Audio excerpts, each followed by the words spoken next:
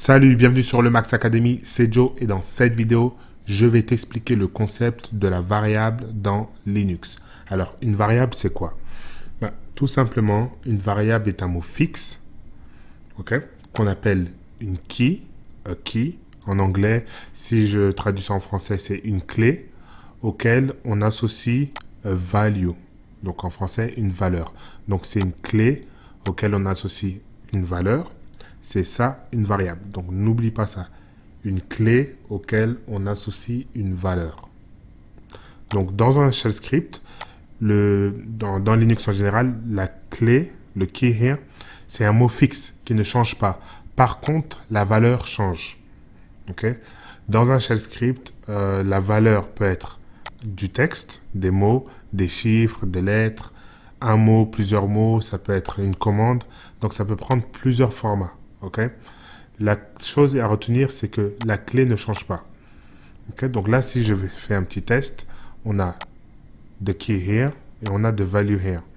Là, ce que je vais faire, c'est que je vais imprimer cette valeur, grâce à la clé.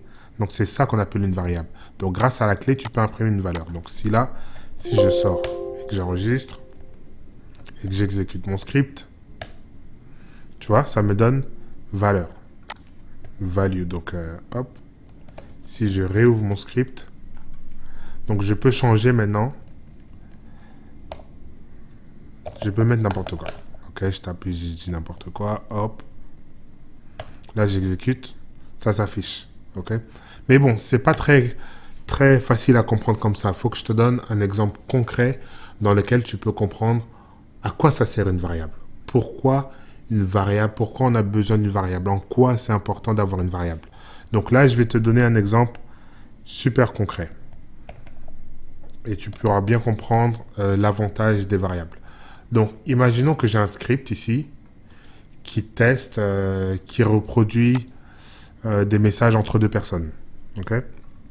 Là, le max, donc je crée une application et on essaye de voir, on fait un test, on reproduit le message entre deux personnes. Donc, il y a moi et le max qui parle. Donc, si j'ai pas de variable, et que j'exécute mon script, tu vas voir le texte qui vient normalement. Parfait, c'est ce que je voulais. Imaginons qu'il y a 500 lignes.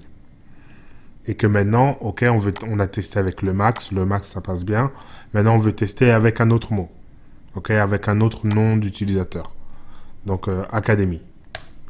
Et bien là, avec 500 lignes, je serai obligé de descendre et de changer chacune des lignes. Donc, Academy.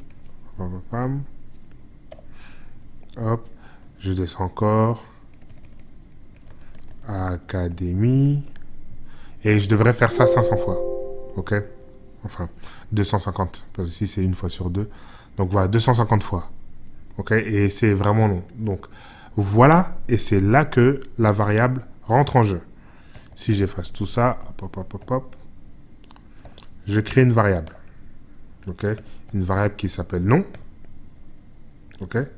Et comme nom, je lui donne comme nom le max. Hop. Voilà.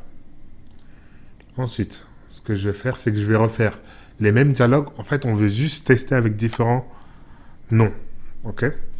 Donc là, c'est les mêmes dialogues, mais je change de nom. Donc, j'utilise la variable. Donc, une variable, ça permet à ton système d'être plus efficace. D'être plus efficace. Donc là, si je sors et que j'exécute mon script, ça me fait la même chose.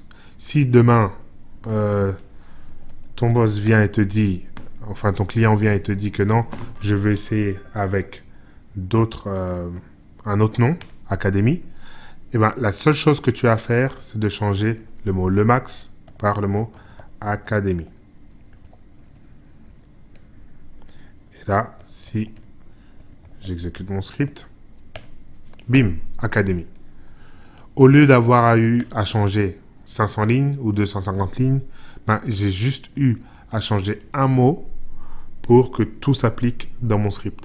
Donc voilà l'utilité derrière le concept d'une variable, donc key value, Et voilà l'utilité d'avoir une variable. Le but, c'est que tu n'as pas à réécrire. Tu peux réutiliser la même clé et changer. Ça te permet de tester avec différentes données. Donc, quand on veut faire la même chose, mais avec différentes données, on utilise des variables. Une variable, c'est une chose qui change. Donc, voilà sur la vidéo du concept de la variable, surtout dans Linux. Et la prochaine vidéo, je te fais une vidéo où je t'explique maintenant ce qu'on appelle les environment variables. Donc, j'ai fait aussi une autre vidéo que je t'invite à aller regarder sur les shell scripts global versus local variable. Mais là, ici, il y a un troisième type de variable qu'on appelle environment variable. Et là, ce sera dans la prochaine vidéo. Ciao.